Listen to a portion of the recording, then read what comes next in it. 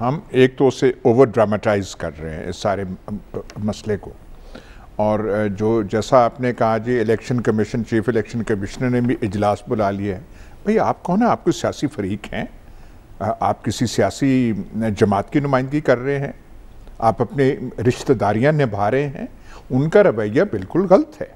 ये मैटर इतना कॉम्प्लिकेटेड नहीं है जितना हम बना रहे हैं और जितना हम इसे बहरान बना रहे हैं।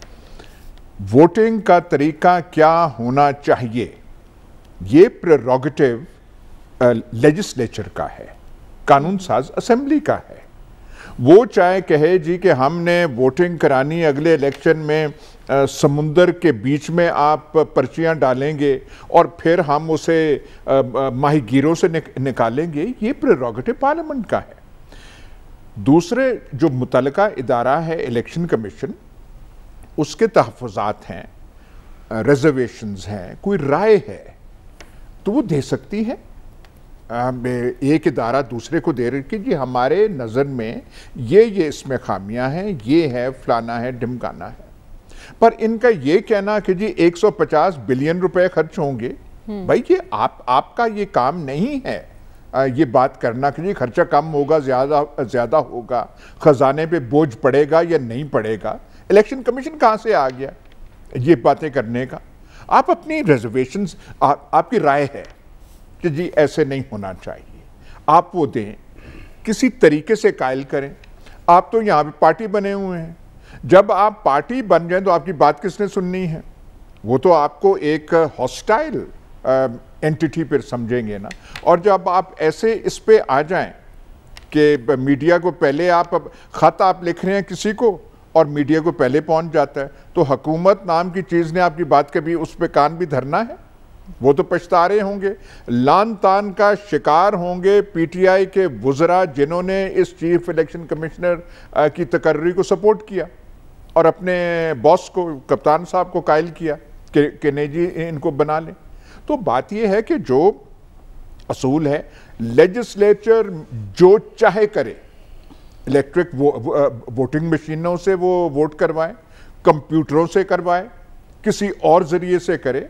हम उस पर कमेंट कर सकते हैं कि यार क्या फजूल काम कर रहा है ये कौमी असम्बली जो है, ये जॉइंट सेशन जो है, इनको और कोई काम नहीं है। वो हमारा हक है, हम उसे तनकीद कर सकते हैं। पर इलेक्शन कमीशन कहाँ से आ गया एक फरीक बन के?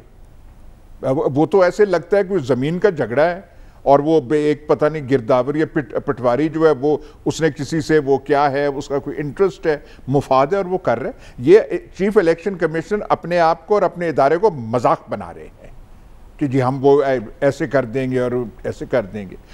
वहाँ पे जिसका हक है वो अपना करवाएं।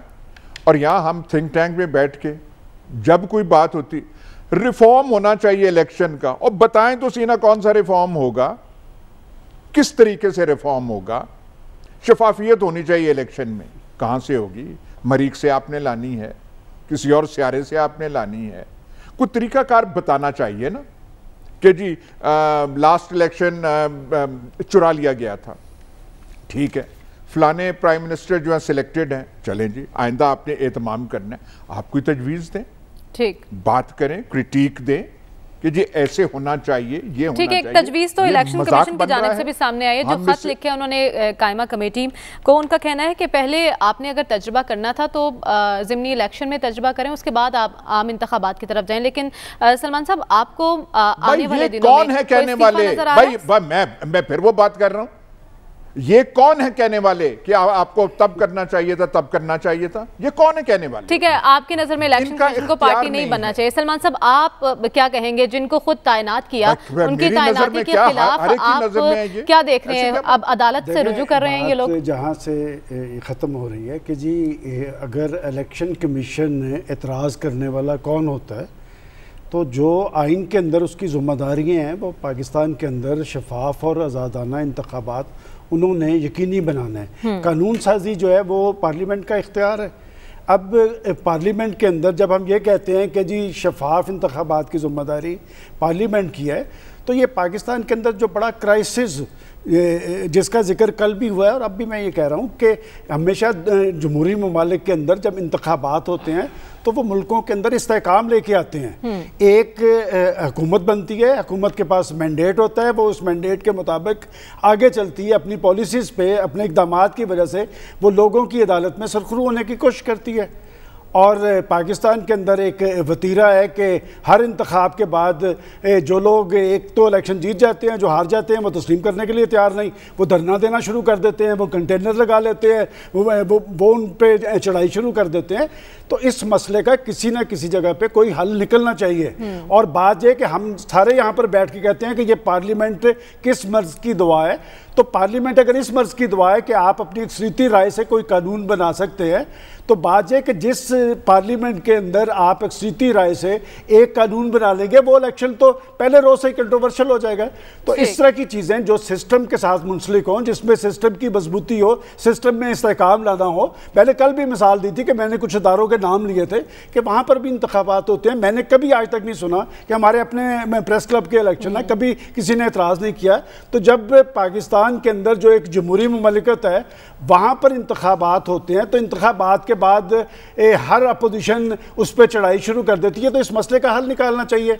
और ये बात जो अपोजिशन में होते हैं वो हुकूमत को टारगेट करते हैं, हुकूमत कहती है कि हम जो चाहेंगे। अब देखें ना, अभी कुछ देर पहले शिबली फराज साहब ने कहा कि जी हमने तो ये फैसला कर लिया है और हम तो आप कर लें। तो बात ये कुछ दिन के बाद से वो दर्जा हरारत कम नहीं होगा, वो दर्जा हरारत तो बड़ा रहेगा। वो 2 साल पहले एक ऐसी कैफियत तारी हो जाएगी और ये सिलसिला इस तरह चलने वाला नहीं है। और जहाँ तक इलेक्शन कमीशन की बात है, इलेक्शन कमीशन एक आईनी अदारा है। इलेक्शन कमीशन को अगर कोई फेडरल मिनिस्टर बैठ के कहता है कि हम आग लगा देंगे, तो ये भी कोई तर्ज अमल दुरुस्त नहीं है। उस फेडरल मिनिस्टर को भी पूछना चाहिए कि आप तो रियासती इदारों की उन्हें हर हवाले से मुकद्दम करने की बात करते थे, उन्हें मजबूत बनाने का अज़म जाहिर करते थे, उनके वकार की बात करते थे। तो ये अदारा भी एक आईनी अदारा है। इस आईनी अदारे की भी कुछ जिम्मेदारी हैं और उस जिम्मेदारियों से उन्होंने सरखरू होना है। तो हम बैठ के, हमें कल को कोई कहे जी आप कौन होते हैं बैठ के पाकिस्तान के अंदर जो इंतखाबात होते हैं उसमें राय देने वाले। तो बात है कि ये पाकिस्तान के अंदर इंतखाबात का सिस्टम आज़ादाना होना चाहिए, शफाफ होना चाहिए और इसके नतीजे में बनने वाली हुकूमतों को कोई चैलेंज ना कर सके, ताकि पाकिस्तान आगे की तरफ बढ़ सके। ये जो हर इलेक्शन के बाद एक इंतशार और खलफशार की सूरत हाल है, ये तारीख बड़ी अच्छी नहीं है पाकिस्तान के हवाले से। इसने बड़ा नुकसान पहुंचाया है। एक प्राइम मिनिस्टर एक साहब उठते हैं, वो कंटेनर लगा लेते हैं, वो 5 साल यहाँ पर पाकिस्तान के अंदर एक महाजराई और तनाव की कैफियत जारी रखते हैं। दूसरे जब इलेक्शन हटते हैं तो वो उनके खिलाफ शुरू हो जाते हैं। ये तमाशा पाकिस्तान के अंदर तभी बंद होगा जब पाकिस्तान के अंदर एक शफाफियत पर मबनी सिस्टम बनेगा। और ये सिस्टम सिर्फ हुकूमत नहीं बना सकती, ये सारी पॉलिटिकल पार्टीज को मिलकर ये सब ऐसे ही मुमकिन होगा कि हमें आगे बढ़ना होगा। आगे बढ़ने के लिए डॉक्टर साहब, चीफ इलेक्शन कमिश्नर का इस्तीफा आपको नजर आ रहा है आने वाले दिनों में, और किस तरह से आप देख रहे हैं अपोजिशन के किरदार को? ज्वाइंट सेशन में जो बिल मंजूर होगा उसकी हैसियत क्या होगी? आप दो मुख्तलिफ चीज़ों को मिला रहे हैं। Chief election commissioner, election commission को आप साइड पे रख दें। अच्छा, उनका इस्तीफा आए ना आए मेरे नज़दीक कोई अहम इशू नहीं है।